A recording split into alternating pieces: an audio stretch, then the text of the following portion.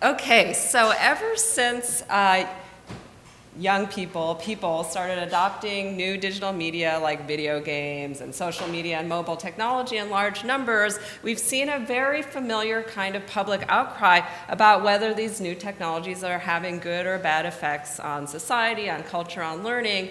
And you can see it in these popular titles, Mark Bauerlein's The Dumbest Generation, that posited that the new technology was making our young people distracted, unreflected, dumber than ever. You see similar kinds of work in folks like Nicholas Carr, who wrote about how Google is making us all dumber and shallow. And then there's the counter-argument by the proponents of digital media like Don Tapscott or Mark Prensky, and there's a lot of people who see a lot of promise in these new technologies in making young people, our new generation, smarter, better, faster.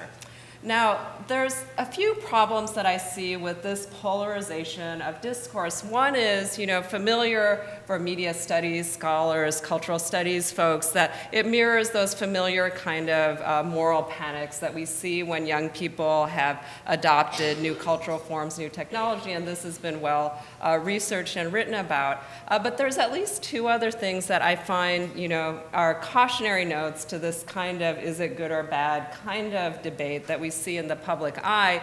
One comes from technology studies, and embedded in a lot of this rhetoric is a technologically determinist assumption that technology is going to have the same effects, that there's an inevitability to the effects that technology is going to have on culture and society. And that leads me to the second problem, which is the assumption that the technology's effects are going to be uniform across people, or at least across a single generation, right?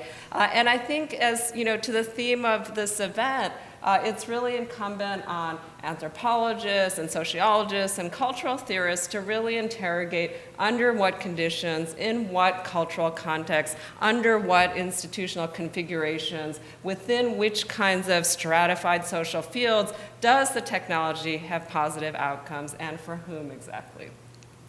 Now, these issues get particularly intertwined and complicated when they intersect with the study of youth culture and subcultures, which in itself is a complicated intergenerational and intragenerational kind of dynamic, and the diversity of youth subcultures and how they're defined relationally in relation to one another, positionings of status and distinction, at the same time as being positioned as an intergenerational kind of conflict.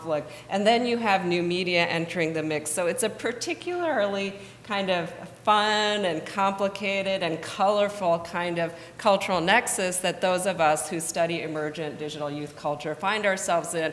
And there's a lot of echoes of prior generations of youth cultures, their relational definition, whether it's the mods and rockers, the jocks and burnouts from Penny Eckert's famous work, goths and punks, geeks and cool kids, that a lot of what we see in digital culture today mirrors these kind of dynamics. But I do think that even as we say, oh, there's nothing new under the sun, it's really important to say, well, there are actually some new things going on here. And to really understand what are the sites of, to some of what we've been talking about for the past 2 days, the more kind of resilient reproductive sort of dynamics, and when does technology really start becoming a tool or an opening or a opportunity for a new kind of practice and discourse and new sorts of cultural dynamics.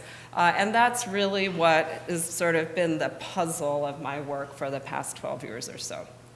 Okay, so I won't review everything, but I did want to just, do kind of a selective sampling of some of the findings from my studies over the years that I thought, reflecting last night resonated with some of the conversations that have been that have been unfolding here. So, the digital youth study, which was now about 10 years old and was really the beginning of the work in the MacArthur's Digital Media and Learning Initiative, when the foundation was pivoting from a traditional or, a long-standing school reform kind of orientation in Chicago at the urging of some of their friends and board members who were interested in new technology to start taking a look at all of the new kinds of social and digital practices that kids were engaging in outside of school, and to understand the learning dynamics associated with them at a time when it was still pretty rare for schools and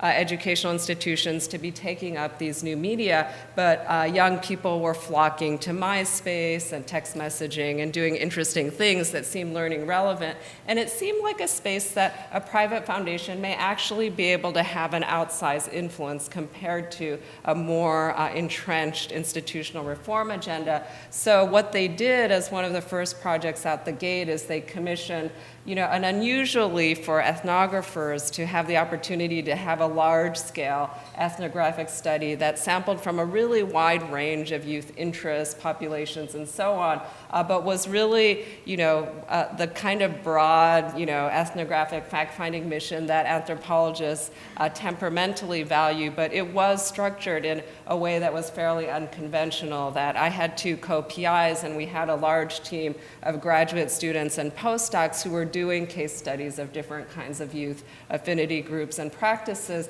and then we all got together and argued with one another and tried to understand how our different populations were, distinctive, but they were also being defined in relation to one another.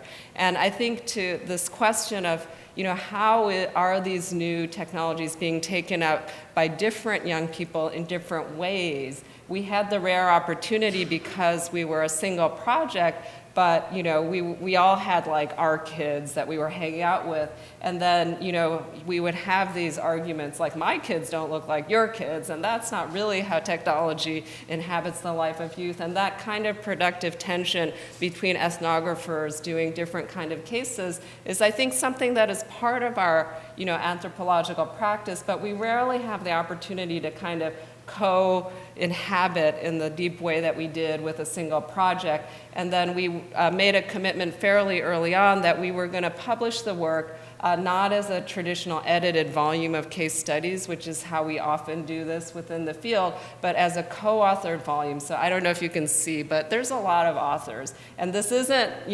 case. It's like we deliberately chose chapters that were about topics like friendship or romance, and creative production that were evident in many of the cases, and forced us to really work together and say, what are the cross-cutting themes, that it doesn't matter if you're a cool kid or a nerd or a creative kid, that there are dynamics that are actually about defining either co-constitutively or in distinction and opposition to one another. So I won't get into all of the weeds, but I think the important point is that for the higher level findings, we were trying to argue for the grown-up world at the time. So remember, this is really before adults were using Facebook. So a lot of this was hugely mysterious and felt like, very traditional excavating the natives for the mainstream world kind of stuff, which it's hard to imagine now because it's become so commonplace. But we tried to explain that there was a really big distinction between how young people use different technologies. Even the same young person had different what we call genres of participation. So we use the term genre as a way of decoupling the idea that it's like a singular identity, like certain kinds of kids use technology certain kinds of ways, that in fact, most young people were kind of fluidly navigating different genres, and they could, move around. It wasn't like something that was tied to an individual identity. So the big one was really between what we ended up calling friendship-driven and interest-driven genres of participation, where the friendship-driven genres were really tracking to the peer cultures within existing local given peer groups, usually schools and communities, to some extent sports to the degree that they were integrated within the dominant institutions of kids' lives. So back in the day, it was MySpace, and then it became Facebook, and now it's Instagram. The platforms changed, but it's basically the same social networks that kids are navigating in the locker rooms and lunchrooms at school, with really similar kind of high stakes sort of status and popularity, flirting, heterosexual marketplace type behaviors. And then there was something else going on, which was what we called interest-driven learning and participation, where we were seeing some really interesting glimmers of young people going online to find relationships, affinity groups, connect with, subaltern identities or marginalized identities that they wouldn't have at least open access to in school. We saw that early on with, various kinds of marginalized youth, like gay teens took to the internet much earlier than other social groups because of their ability to affiliate with others with this identity that was stigmatized in their local peer group. And suddenly with the internet, those opportunities for these more niche, intentional affiliations were growing.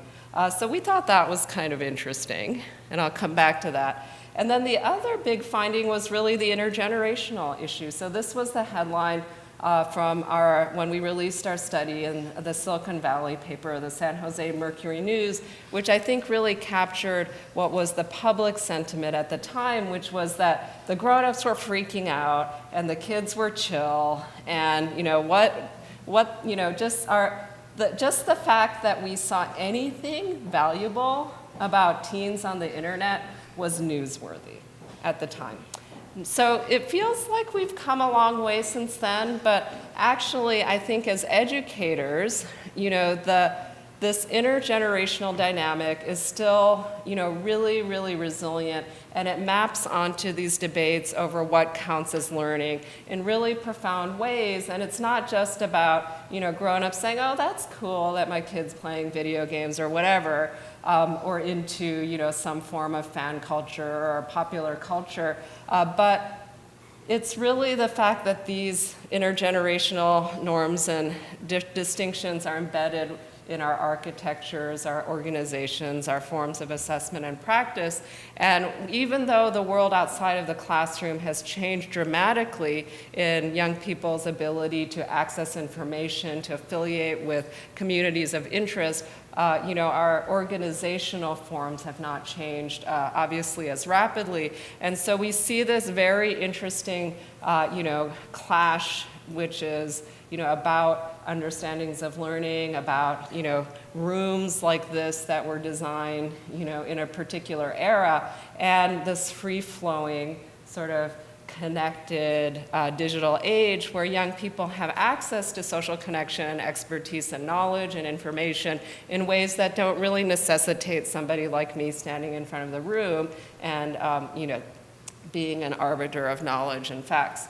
So I want to talk a little bit, just talk a little bit about some of what I see happening in this clash between these very entrenched kinds of, what counts as learning as it's entrenched in our cultural institutions, and how it's butting up against some of these emergent new norms of youth culture. So I want to share two videos I don't think you see these as much anymore, but really were from the kind of early days of YouTube and mobile phone cameras when you were seeing the early adopters of these kinds of, citizen media type forms. But what happens when students take this up? So let me start with this one. It's a mobile phone video.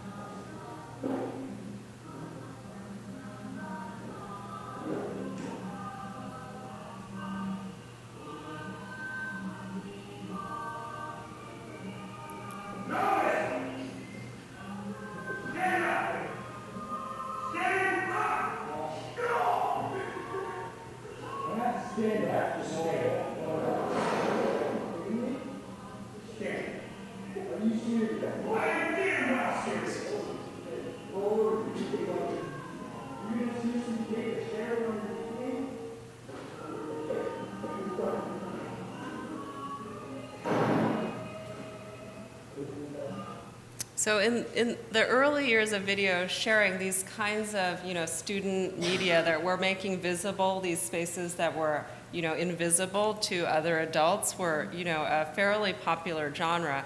And I'll show you one more genre of student video, which is the teacher imitation.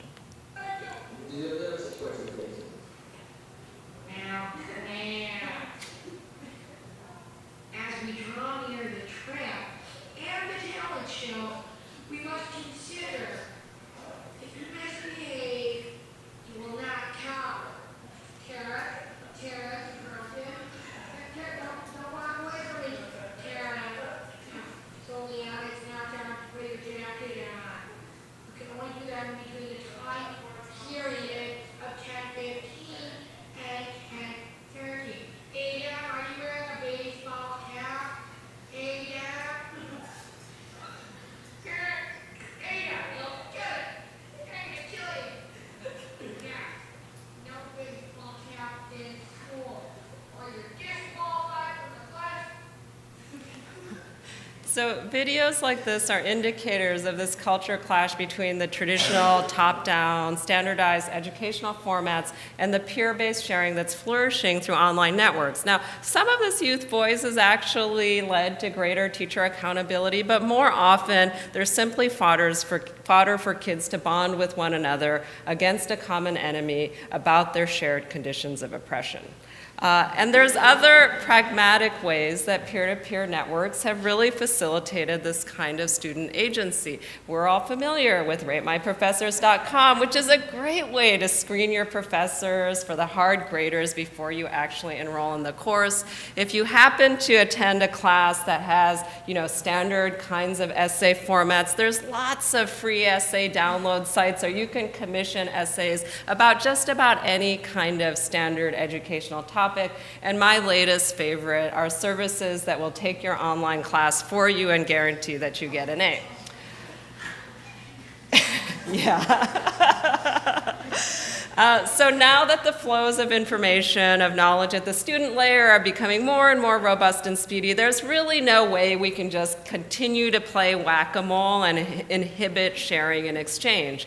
But the reality is we see these kinds of things when learning is disconnected from meaningful purpose, it doesn't involve real problem solving or inquiry, when it's really just about getting the grade and putting a line in the transcript, filling in the blanks when the teacher already knows the answer. So we can lament how social media is eroding our cherished ways of doing things, our modes of instruction, or we can start looking at this new ecology of open information and peer communication, digital production, as possibly an enabler and support for the learning that we actually want to see, and not simply a distraction or dumbing down of the standards of previous generations.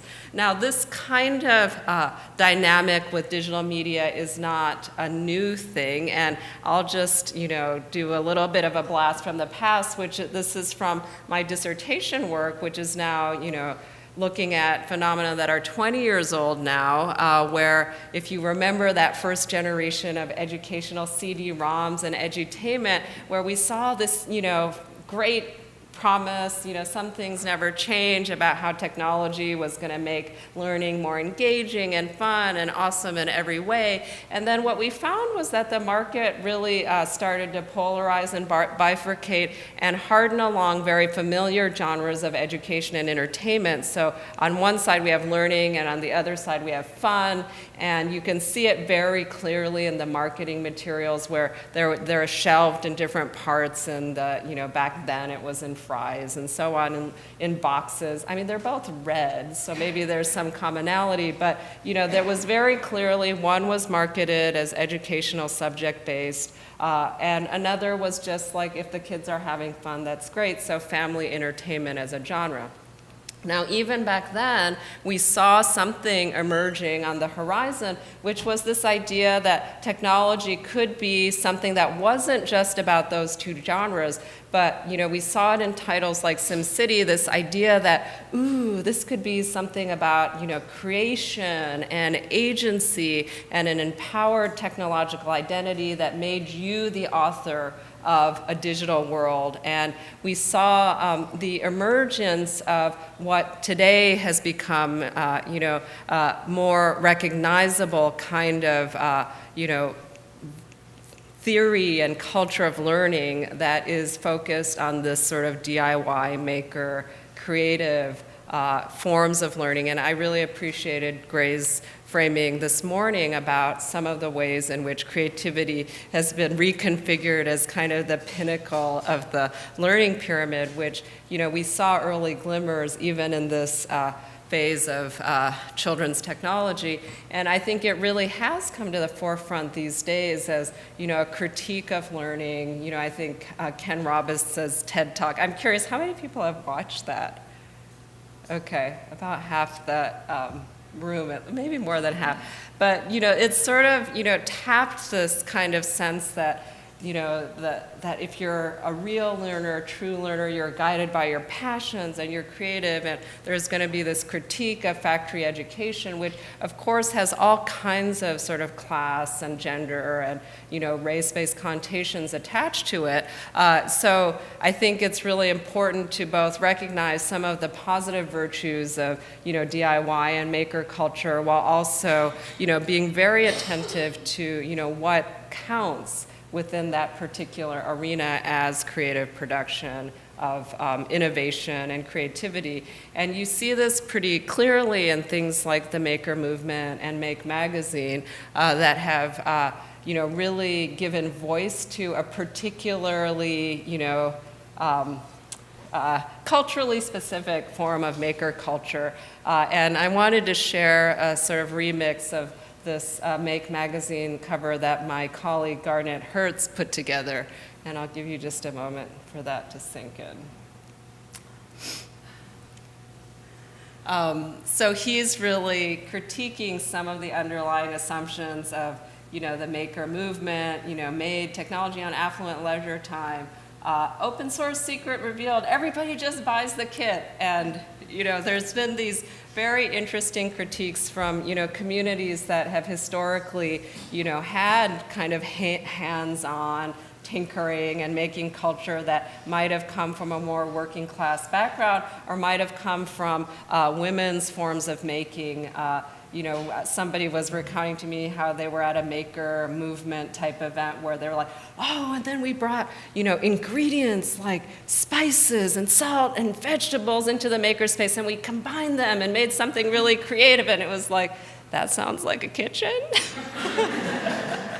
So what counts as making is very culturally specific, and what counts as learning, making as a learning activity is something that is a really interesting moment right now. And then, it's of course tied to this whole sort of heroic Silicon Valley narrative. How many people have watched Silicon Valley, actually? Okay. It's both like extremely hilarious and very troubling, but you see humble fashion items like the hoodie transitioning across these cultural boundaries and having very different kind of signification based on the person who's actually wearing them. And then I don't know if you folks have been following the 20 under 20, the Peter Thiel Fellowship, which basically gives 20 young people under 20 $100,000 to not go to college and to instead do something genuinely awesome with their lives, which isn't going to college. So, Peter Thiel, of course, was in the news just recently for having contributed $1.25 million to Donald Trump's campaign. So you have to, kind of wonder about some of these interesting political alliances, this idea of, these self-made men. I think the last I checked, among the scholars who have gotten the Thiel Fellowship, you can expect a pretty not surprising demographic background, very few people of color. I think there was only, the last I looked, there was one African American and no Latino scholars in the cohort, and I think it's been running for, 4 or 5 years at this point. So, there's some things, I think, as progressive educators that we might really recognize in some of these discourses of youth empowerment and agency, but a lot of things that are not necessarily, aligned with some of the concerns about inclusivity and equity that we might care about. So I think these kinds of issues become even more salient in a context of educational inequity that is actually accelerating, especially if in the context of the kind of informal and peer-based learning that at least has been the focus of my work for so long. I think we're all aware of inequity within the formal educational system, but actually inequity within informal and out-of-school enrichment has been growing at even a higher rate than what we're seeing in the formal sector. So it's really a context where wealthier families have adopted this, learning as, self-made, creativity, hands-on, personalized, individualized, and are investing more and more in those forms of empowered, non-standardized, specialized learning outside of school. So nowadays, it's really not only that they have to get good grades and, do well in school, but, they have to have saved the world a couple times, have 4 million YouTube followers, and, created a patented invention by the age of 16. So the standards have really changed for what it means to stay at the top. And it's really evident in these kinds of investments that wealthier and creative class families have invested in. And I think it's one of the underlying dynamics why you see in fields like tech, creative fields and industries like Hollywood, that you're seeing declining diversity at exactly the moment when the ideology of inclusivity and progressivism is actually really robust in these communities. If you talk to people in a lot of these communities, they're kind of horrified by what's happening in terms of diversity in their own industries, and yet because so much of the access to opportunity is happening through these more informal, schmoozy kind of networks, it's very, very difficult for the formal system and for institutionalized correctives to really address this because, it's these very social capital and mentorship type relationships that are more and more critical for young people to get ahead in these kinds of areas.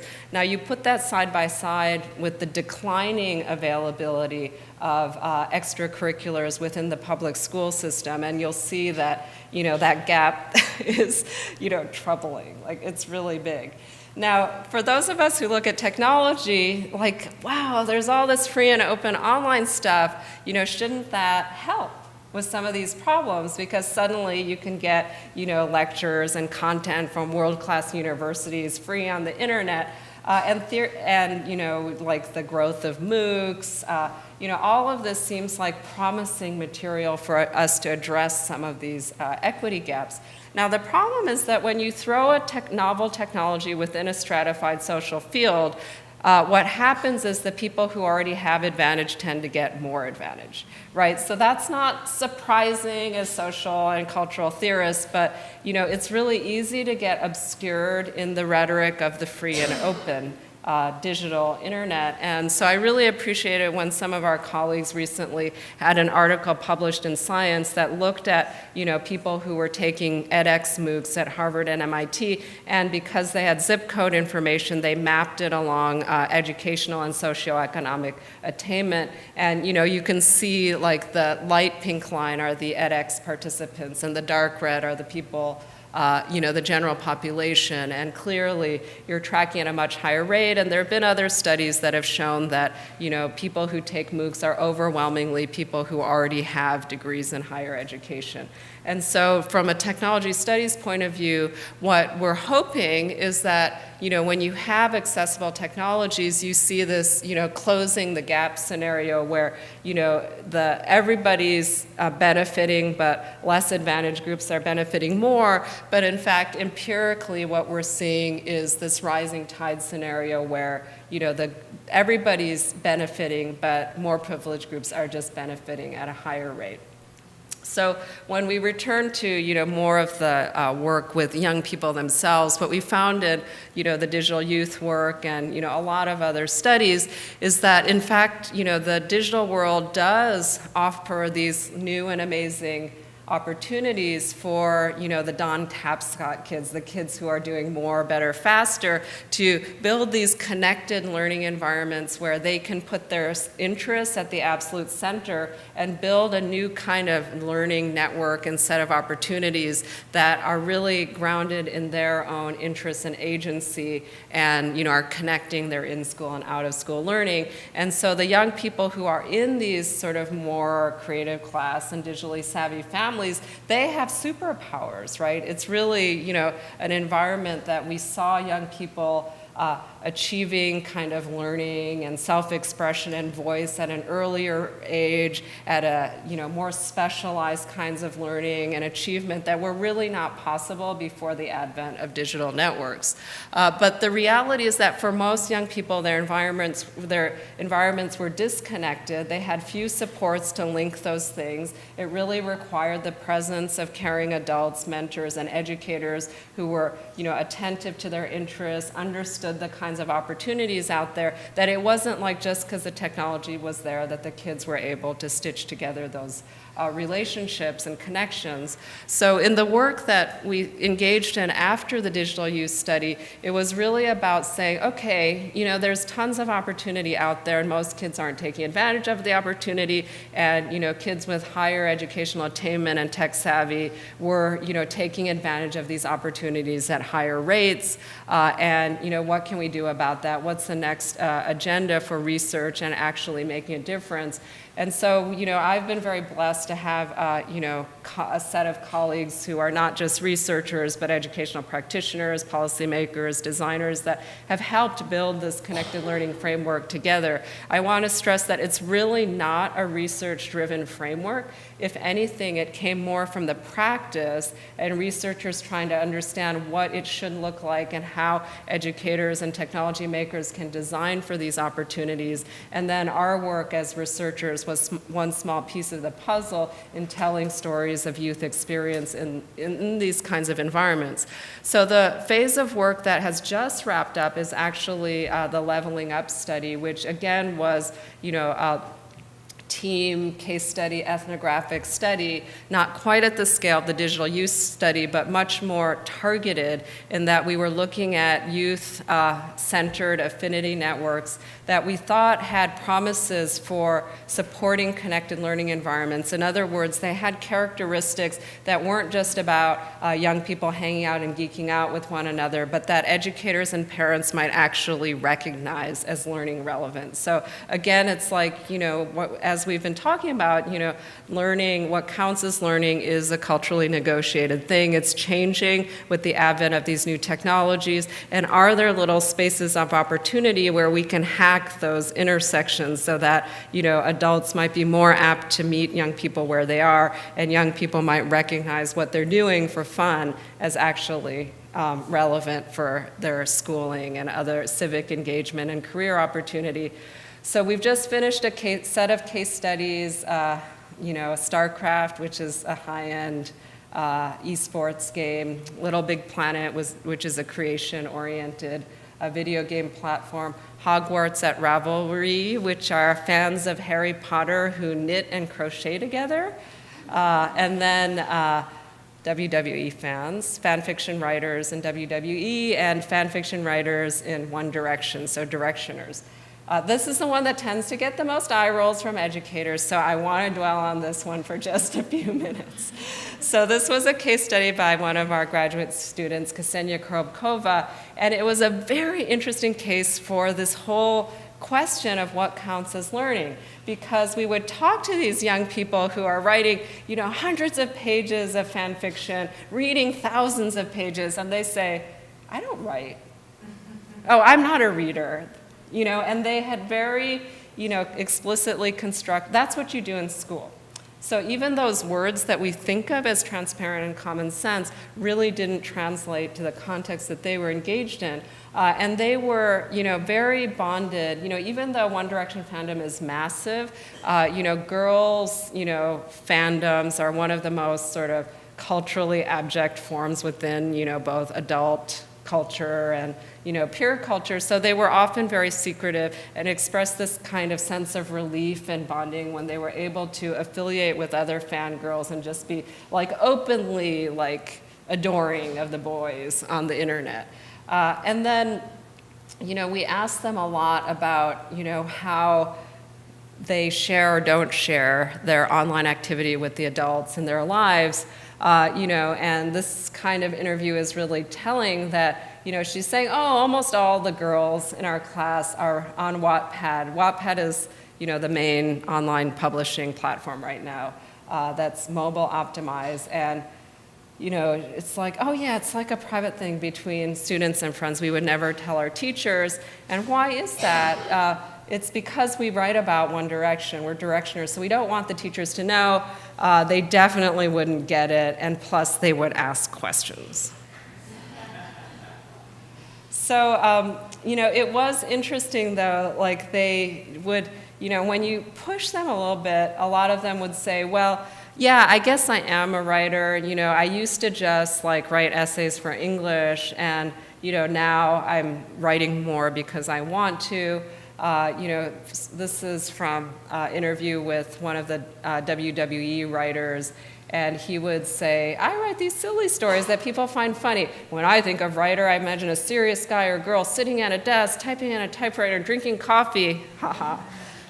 But in a way, I might qualify as one. So as you get into the discussion with young people, it was interesting because you could actually watch that process of negotiation of what counted as writing, even within the discourse of the interview itself. So that was very interesting for us, and I'll give just one more quote from our StarCraft case studies. So if, for those of you who aren't familiar with StarCraft, it is a very complex, difficult, real-time strategy game that is one of this genre of game called esports that is becoming sort of legitimized within the academy. In fact, my university, UC Irvine, has the distinction of being the first public university to offer esports scholarships. So it's really entering the space of what we consider competitive athletics. And, because it's like mostly academically high achieving East Asian and Caucasian men that play this game. So, again, we're returning to particular forms of gender and class privilege. But they've been a really active community in explicitly advocating for their practice to count, just like chess, just like athletics, to achieve cultural legitimacy. And it's been primarily a youth-driven movement, which is an interesting proof point for, when young people feel like they have the sponsorship and agency to advocate for their interests, that you can see a real cultural shift. Now, I think, again, we have to interrogate the platform of privilege upon which this kind of self-advocacy occurs. But as somebody who, supports teen agency generically, this is kind of cool. So I wanted to just, let's see, how much time do I have? 5 minutes, okay. So I'll just give a quick story of one of our learners just to make it concrete from, a person-centered perspective. So, Maria was a fan of professional wrestling. When we met her, she, was teased by her friends at school, so she really went online to connect with her wrestling community. She got active in a writing group around wrestling. And then, what was interesting about Maria and very different from other wrestling fans we spoke to who tended not to share with their teachers is she did have a caring adult at school who she confided her interest in, and then her teacher didn't tell anybody about her stigmatized interests, but told her she should write for the school newspaper, and eventually she went on to pursue a higher education degree in technical writing based on this trajectory. So, these kinds of stories are what really inspired the Connected Learning framework, which is to say when young people are pursuing something they genuinely are interested in with peers who share that interest and push them to get better. And then the last piece of the loop is they have a caring adult who brokers connections to opportunity and sites of power. The effects are super transformative to kids. A little bit goes a long way. And when we talk about connected learning, we really talk about, it's not about all connected learning all the time, but hitting that bullseye It's really a transformative experience, and we believe that all young people deserve to have this experience, full stop. Like, we put kids in a lot of other learning environments as a standard part of their growing up, but this is an experience that, tends to be something that more privileged and supported kids have, and we think that is a really urgent and important need for all young people. So you'll see at the center of this diagram that there's a few design principles that we think characterize connected learning environments. And I'll walk through just 2 examples of how these design principles are evident in some environments that I've been involved in helping to organize in some way. So the first is actually a benefit corporation. It's a startup that I started with Katie Salen, who's a game designer, and Tara Brown, who's woman entrepreneur, called Connected Camps, which is online learning experience and community building within the game of Minecraft.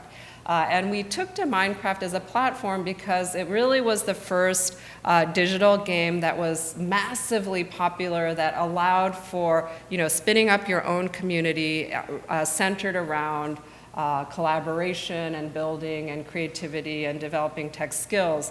And what we do is we train high school and college students to work on the server, to moderate the servers and connect with kids, so that it's sort of a natural peer mentoring environment that happens within the context of, shared purpose and shared interests. So a lot like what we see in naturally occurring affinity groups, where kids love to connect with experts who are just a little bit older and more knowledgeable than them. But in our case, we've actually incentivized these teenagers to help and mentor the younger kids, which doesn't always happen in other Minecraft servers. And because Minecraft is an openly networked environment, we have the whole ecosystem of YouTube and a lot of other, Minecraft knowledge economies that we can draw from.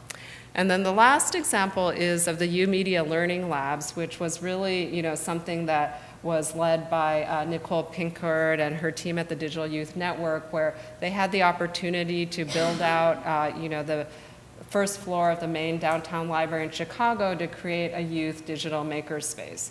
And this really happened even before we had our connected learning framework.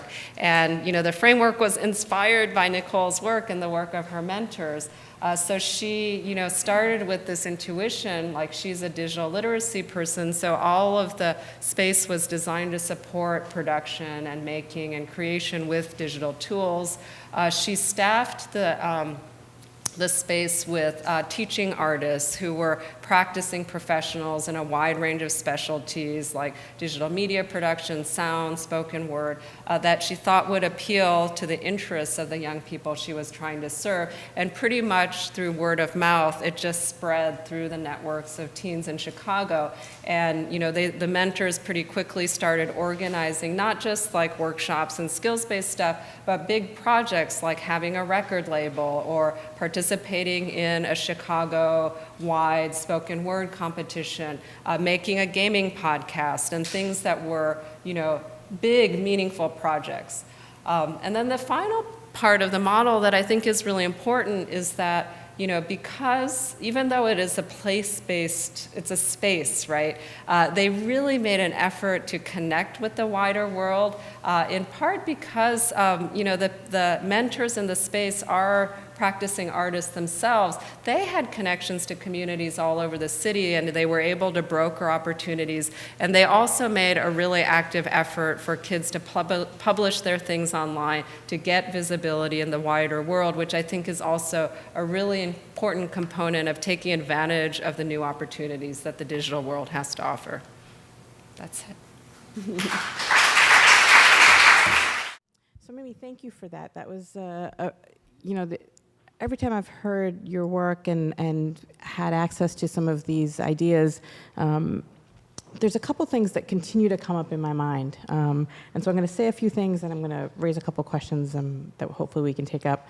And one has to do with the concept and notion of access and how that plays out in terms of both creating opportunities for access, recognizing the forms of access that already exist, and then what we do with attending to access in our pedagogical designs, both in and out of school. So that's sort of one area of thoughts I had.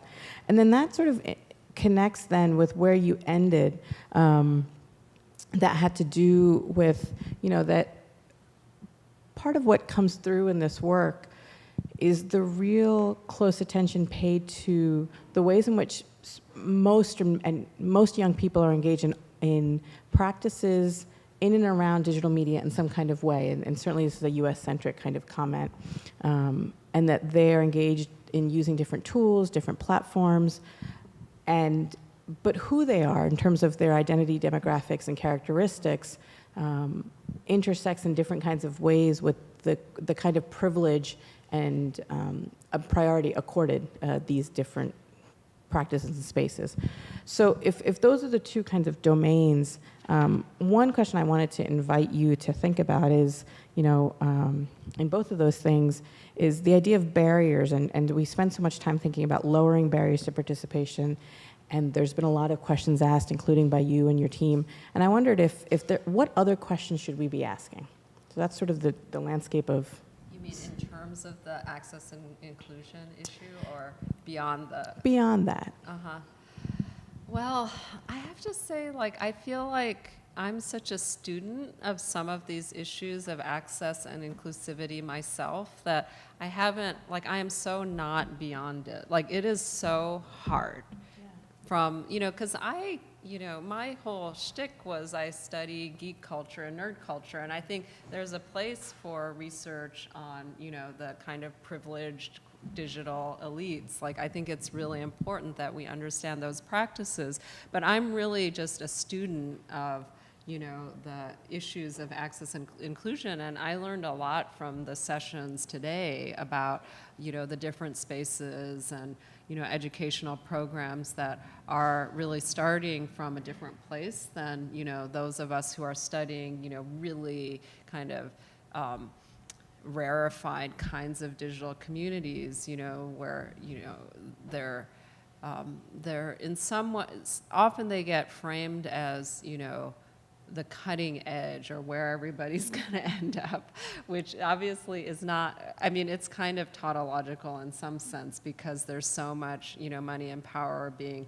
poured into the reproduction of those kinds of practices. So I think, part of what I'm interested in is, just continuing to learn and, being called out on, some of my own assumptions about these practices, but also, and part of having a startup, and, starting to, and engaging actively with people in the tech industry and sites of power and, confronting my own, privilege and access that I have to these communities is, trying to broker conversations that cut across some of those divides so that, as a critical social cultural theorist, we're not just in the position of, throwing spitballs at the big boys, but actually, trying to figure out in a context where there is a lot of progressive thinking and good intentions, that how can we actually come together on some of this stuff rather than simply, be irritated at one another. So that's kind of where I am pragmatically is, still confronting my own, blind spots and privilege, but then saying, well, how can we use the fact that we're like academics with a platform and, access to sites of power to make some productive interventions, I guess.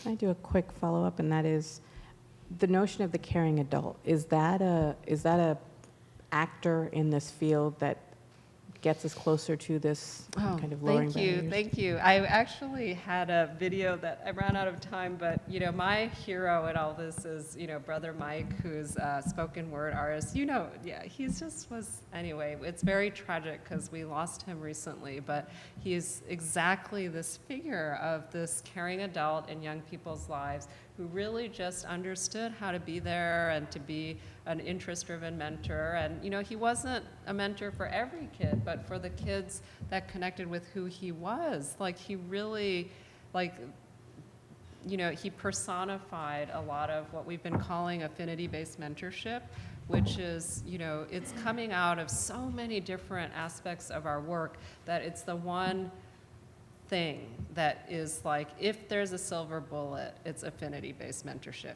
except that it's a silver bullet that is not scalable or reproducible in an easy way. But we find across, qualitative and quantitative and, practice-based research that the thing that really makes a difference consistently in kids' lives, if they connect to an adult who they feel a bond with for whatever reason and has shared interests. So I think that's why Nicole's model is so powerful, because she would always tell me, it's about social capital, it's about social capital. I'm like, I don't know what that means, Nicole. And then she like introduced me to Brother Mike, and it's like, oh my God, he's so cool and awesome. Like, that's what she means.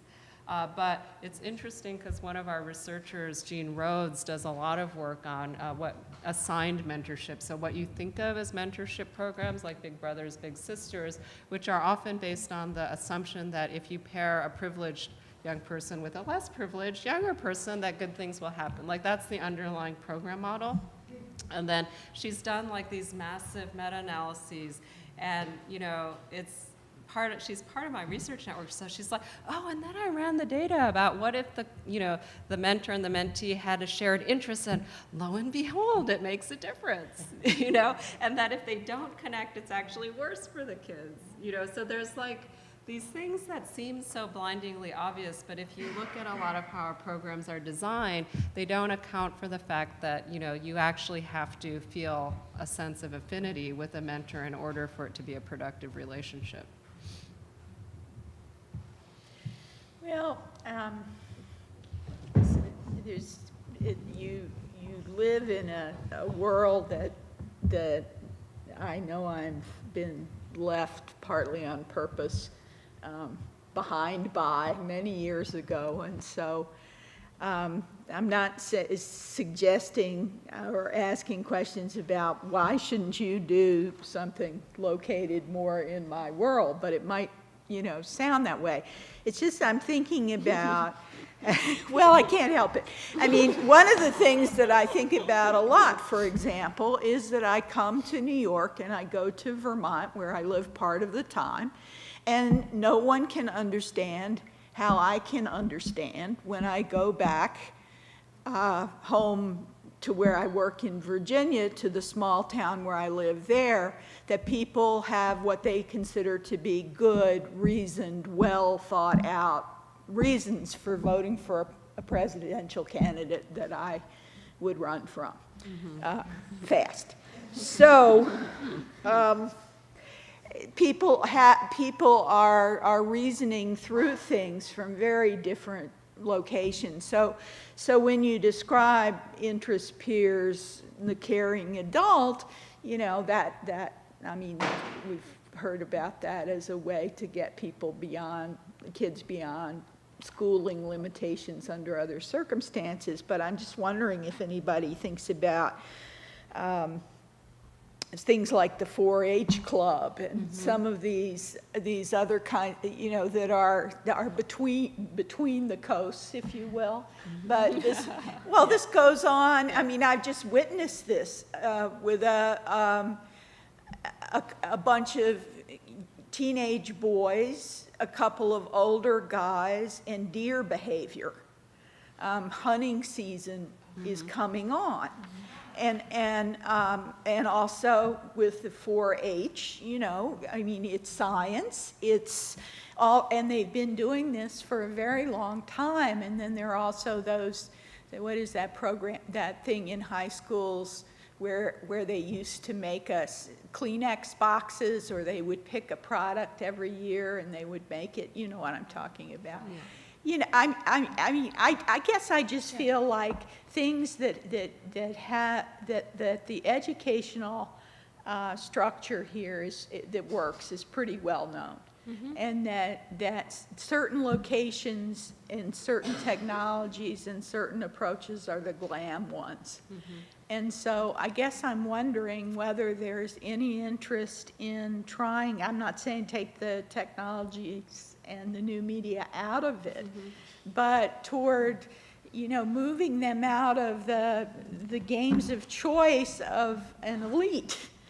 Not, again, these kids, you know, they have access to computers, but they don't have access to very fast ones or anything like that. And some of the dear stuff was going on at the public library with a very slow computer.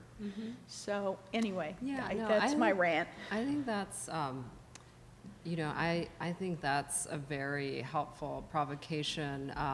And, you know, in fact, you know, 4-H is one of our best partners. Oh, great. Yeah, because I think there are these historic programs that have a really high get-it factor for the learning model. Like, it really doesn't require, like when we talk about connected learning, we say it's really not about the technology, but technology affords a set of new mechanisms for possibly creating more accessibility and specialization.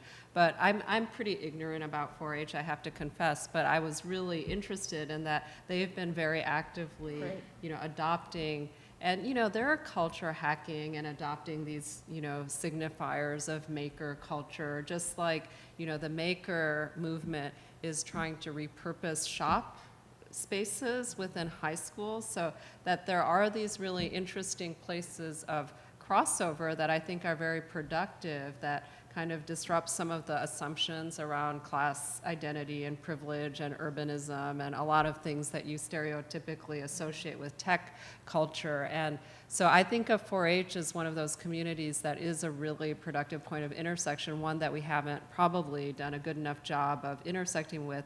You know, and public libraries are, you know, our biggest partners. So, you know, that's kind of my big hope for environments that, you know, again, have a very high get-it factor because they're interest-driven spaces to start with, so you don't have to really worry about that argument. And then there are spaces that, you know, tend to disproportionately favor lower income communities in terms of tech access, and where families have a more favorable relationship with compared to a lot of schooling, which can be very mixed. Of course, there's schools that have great relationships with their families, but, you know, libraries feel like safer spaces more generally based on a lot of the work that our partners have been doing. So I think those are actually great sites of opportunity, and part of the reason why our research focuses on the newer, glamorous stuff is not, you know, I think we are always running the risk of saying that's what you should be paying attention to because we're focused on it, but it is much less well understood. So there's been tons of research on 4-H and, you know, a lot of really good research compared to some of the newer stuff that's being kind of hyped, and, you know, there's a lot of investment in it with very little research. So partially we're trying to balance that. And, you know, and I'll say the other domain that I think is incredibly important is athletics, right? Which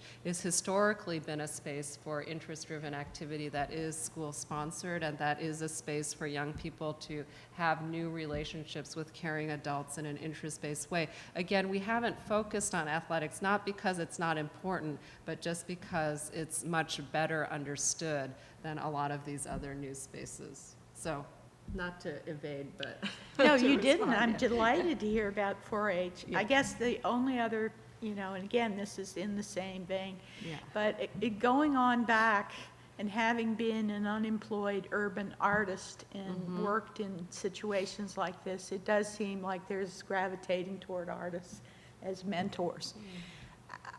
I'm not against it, but I'm not for it.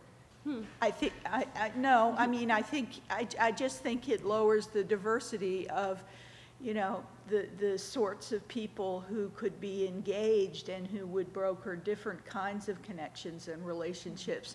And I suppose because the creativity word is one that I am really, really critical of, and the whole kind of set of assumptions that go with it, I just see that as a sort of default go-to group because they are the well, maybe they don't even care that they're the least well-paid part of the creative elite. And I would like the, regular up-and-coming artists and dancers who are not in the doing kinds of work that pays well to get jobs, but all the way back to CETA programs and things like that. That's one of the ways that they were staffed.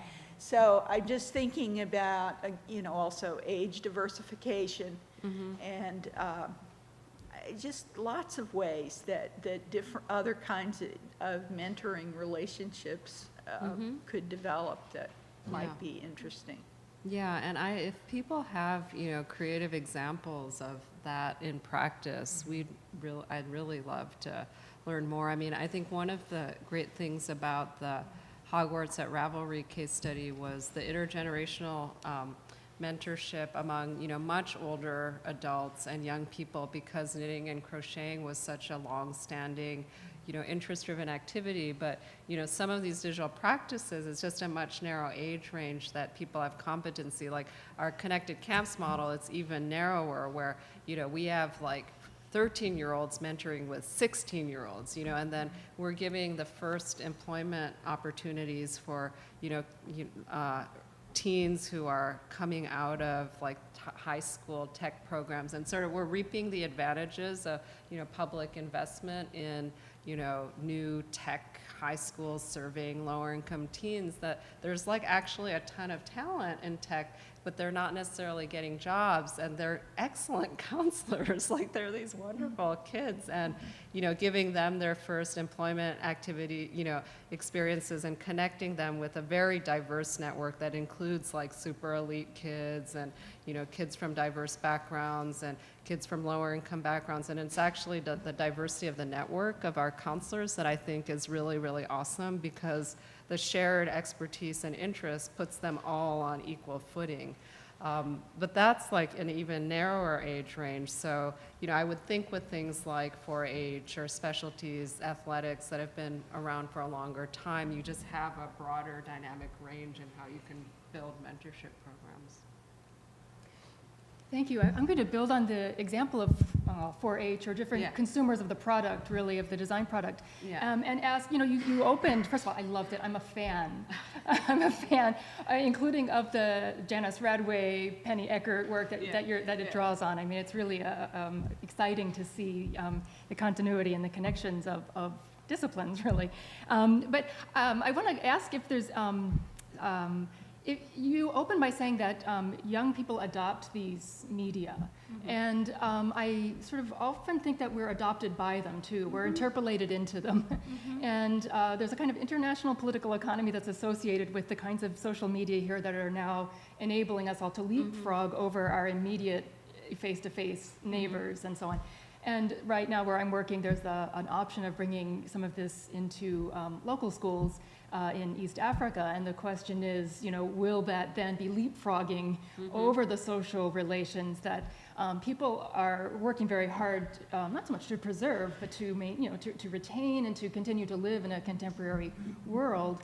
And so, what is, do you have any concerns? I would ask in terms of sort of the locus of power in the ways in which these. I love the affinity groups. I mean, these interest groups are fantastic, but just ways that it may leapfrog over everyday kinds of relations that people also value. Yeah, I mean, I think it's a constant concern. I guess it's less probably that they would, somehow trump local relationships, because I think people are pretty good at using technologies to fulfill their needs. So like I'll give an example, like when mobile phones, we were studying mobile phone adoption among Japanese teens when the mobile internet was coming out, and they were really the first kind of test bed for it becoming the dominant communication modality among teens. And so everybody was really freaked out about it, and parents were concerned, and a lot of my colleagues in Japan who were studying it and had been studying family communication for much longer than, before the advent of the mobile phone, found that, and I think this is the dynamic which actually, now that I think about it, it may be playing into your concerns, is that it tends to amplify existing strong relationships, right? So that parents who weren't well connected with their teens reported that it was something that alienated their teens from them, and parents that were highly connected with their teens found that it was like this incredibly enhancing technology for their relationships. Again, not surprising, but I think we find consistently that what these technologies do, and the cause for concern to me is more that it amplifies the affinity and bonding, and people have analyzed it in terms of the echo chamber effect and the filter bubble, that it tends to actually have a bit of a parochializing function, I think. Again, the jury's still out on the, meta effects of it, but I think the piece that is very concerning that I think you're alluding to is just the presence of this other actor in the space, which are these, tech companies that have they're kind of tweaking things, tweaking their algorithms and sort of their policies and so on that, have these effects that are kind of invisible and very remote, which are not about, people just doing stuff in their life, where often these technologies have had dramatically positive effects on their ability, people's ability, whether it's teenagers who have never been able to have a private conversation with their, with their significant other ever. It's like awesome, right? It's hard to overstate how transformative these technologies are for less advantaged groups. Like, it's not like us who's like, I could call my husband or I could text him, but like for teens, it was like, that's why it was so big of a change. And we see the same thing when, mobiles have entered, contexts that haven't had any form of remote communication. So I think to that like people are just really good at adopting these technologies for things that matter for them. But then, like this whole, like last week, Facebook decided to change the algorithm for what appears in the news feed.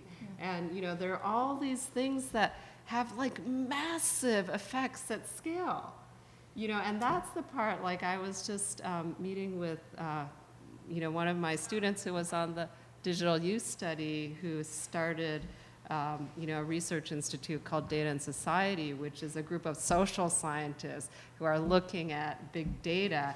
And you need to be like a serious specialist to understand what the hell is going on with these platforms. And that part is like genuinely concerning to me. Like we just don't, even as somebody who's kind of into tech, it's very, very opaque.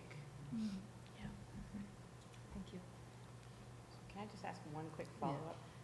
And you don't have to answer, but what Gray's actually comment to you made me wonder also about was, in your last comment about just how opaque, green light.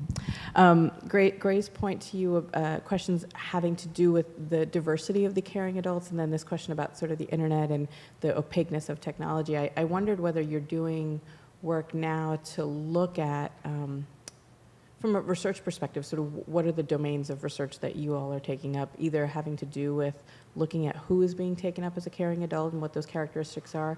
But the related point also was, the young woman and the cases you gave, or examples you gave about Wattpad, for example, and Wattpad being a technology that qualitatively changes young people's relationships, not necessarily with writing, but with their understanding of themselves as writers.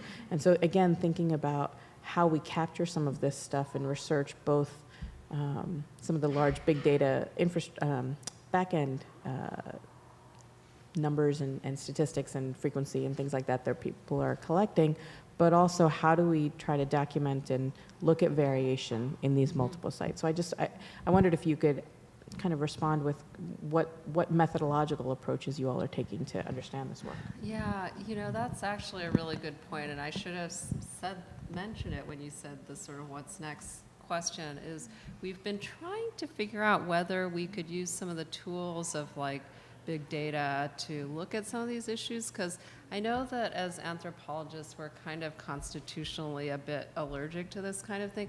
But the difference between big data and traditional like survey and quantitative work is that big data is in the wild. It's in the field. So compared to sort of sequestered learning assessment and in the wild learning observation, big data is on our side.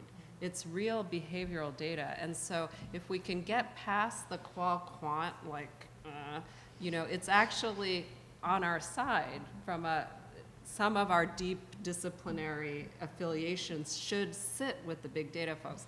That said, I've been talking with data scientists and people who are deeply immersed in these platforms, and it's very, very difficult to get the kind of data we would want because the platforms aren't really, that's not the purpose of the platforms. So there's nobody who has told me that I can passively collect mind data on Facebook or LinkedIn or other places and get the kind of social analytics that I'm looking for. So we're actually designing a study that's like a good old-fashioned social network analysis of social capital of young people and the kind of social capital they have around, these high status interests around STEM, and understand how it intersects, how social capital intersects with educational attainment in these kind of creativity, innovation, inflected fields, because surprisingly enough, nobody's actually studied that. But it's just good old-fashioned interviewing and surveying. Like I'm still hopeful that there may be some like auto magic internet thing that we can do, but I haven't found it yet. And the only thing that is slightly related is we did a really fun project with DeviantArt, which is the biggest online social platform for art, visual artists. And, it's pretty similar to the scale of Wattpad. It's massive. And we were, they've been they're kind of interested and curious. And so we partnered and we ran a youth challenge on DeviantArt that involved educators. So again, trying to sort of hack that boundary. And we're still analyzing the data from that, but there will be some kind of behavioral data we can glean from the site, as well as just getting the site owner, the company side help in running the challenge, promoting it, and recruiting all of the participants for our studies. So that's probably the closest we've gotten. They're just a partner, but it's idiosyncratic. Oh, sorry, that challenge was actually joint Wattpad and DeviantArt. So I should have mentioned that. It was actually both platforms they participated. So we it was the first time they'd ever run a teen challenge, even though they don't do tons of challenges. But it's never been age specific, and there's never been anything that has involved like youth librarians, and National Writing Project teachers. So that was just a fun project. We're going to publish a book of all the finalists that are going to be circulated in libraries across the country, and it's just sort of, look, kids are doing cool stuff on the internet. So we'll see what happens. But.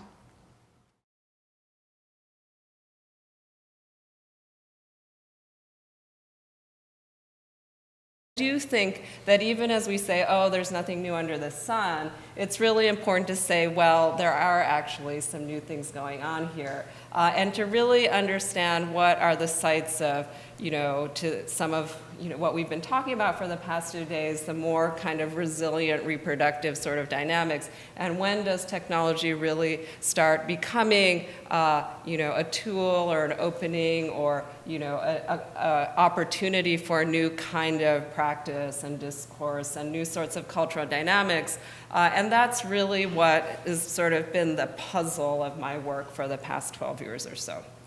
Okay, so I won't review everything, but I did want to just, do kind of a selective sampling of some of the findings from my studies over the years that I thought, reflecting last night, resonated with some of the conversations that have been unfolding here. So, the digital use study, which was now about 10 years old, and was really the beginning of the work in the MacArthur's Digital Media and Learning Initiative, when the foundation was pivoting from a traditional or, a long-standing school reform kind of orientation in Chicago at the urging of some of their friends and board members who were interested in new technology to start taking a look at all of the new kinds of social and digital practices that kids were engaging in outside of school, and to understand the learning dynamics associated with them at a time when it was still pretty rare for schools and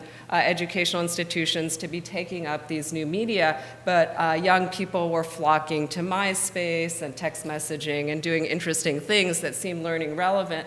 And it seemed like a space that field, but as a co-authored volume. So I don't know if you can see, but there's a lot of authors. And this isn't, case. It's like we deliberately chose chapters that were about topics like friendship or romance, and creative production that were evident in many of the cases, and forced us to really work together and say, what are the cross-cutting themes that it doesn't matter if you're a cool kid or a nerd or, a creative kid, that there are, dynamics that are actually about defining, either co-constitutively or in distinction and opposition to one another. So I won't get into all of the weeds, but I think the important point is that for the higher level findings, we were trying to argue for the grown-up world at the time. So remember, this is really before adults were using Facebook. So a lot of this was hugely mysterious and felt like, very traditional excavating the natives for the mainstream world kind of stuff, which it's hard to imagine now because it's become so commonplace.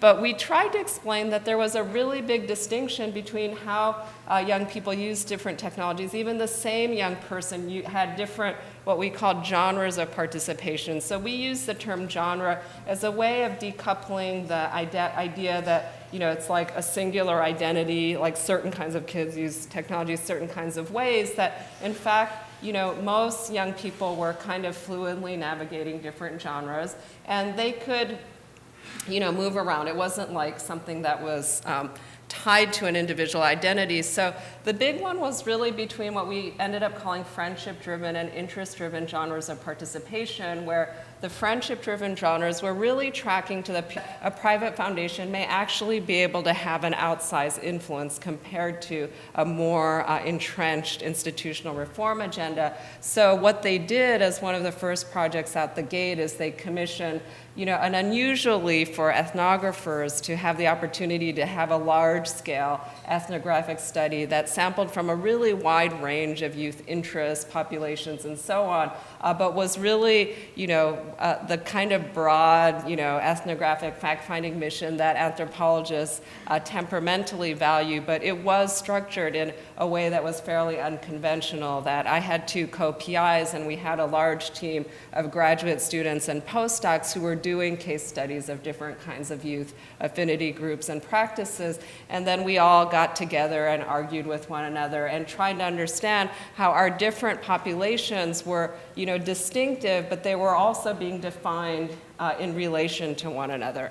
And I think to this question of, how are these new technologies being taken up by different young people in different ways? We had the rare opportunity because we were a single project, but we all had like our kids that we were hanging out with, and then we would have these arguments like, my kids don't look like your kids, and that's not really how technology inhabits the life of youth. And that kind of productive tension between ethnographers doing different kind of cases is, I think, something that is part of our anthropological practice, but we rarely have the opportunity to kind of co-inhabit in the deep way that we did with a single project. And then we made a commitment fairly early on that we were going to publish the work not as a traditional edited volume of case studies, which is how we often do this within the field. It's a technologically determinist assumption that technology is going to have the same effects, that there's an inevitability to the effects that technology is going to have on culture and society.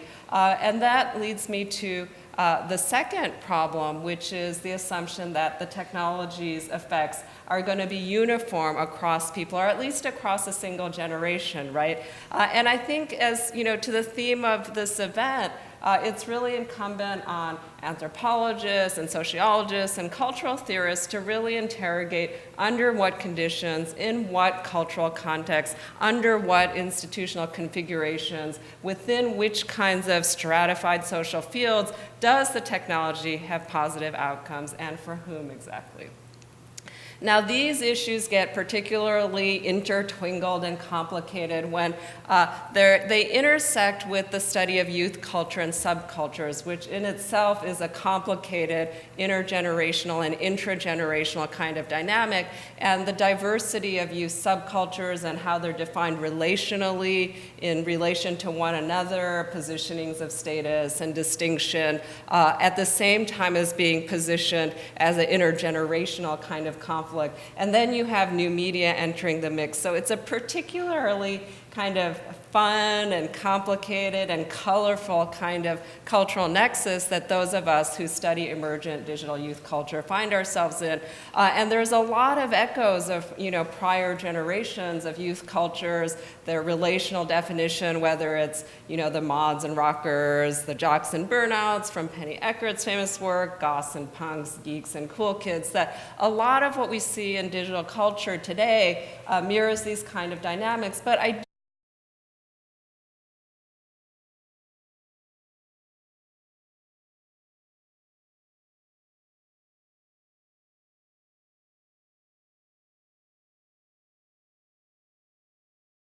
Okay, so ever since young people started adopting new digital media like video games and social media and mobile technology in large numbers, we've seen a very familiar kind of public outcry about whether these new technologies are having good or bad effects on society, on culture, on learning. And you know, you can see it in these popular titles, you know, Mark Bauerlein's The Dumbest Generation, that posited that the new technology was making our young people, you know, distracted, unreflected, dumber than ever. You know, you see similar kinds of work in folks like Nicholas Carr, who wrote about how Google is making us all dumber and shallow. And then there's the counter-argument by the proponents of digital media like Don Tapscott, or, you know, Mark Prensky, and there's a lot of people who see a lot of promise in these new technologies in making young people, our new generation, smarter, better, faster. Now, there's a few problems that I see with this polarization of discourse. One is, you know, familiar for media studies scholars, cultural studies folks, that it mirrors those familiar kind of moral panics that we see when young people have adopted new cultural forms, new technology, and this has been well researched and written about. But there's at least two other things that I find, you know, are cautionary notes to this kind of is it good or bad kind of debate that we see in the public eye. One comes from technology studies, and, you know, embedded in a lot of this rhetoric is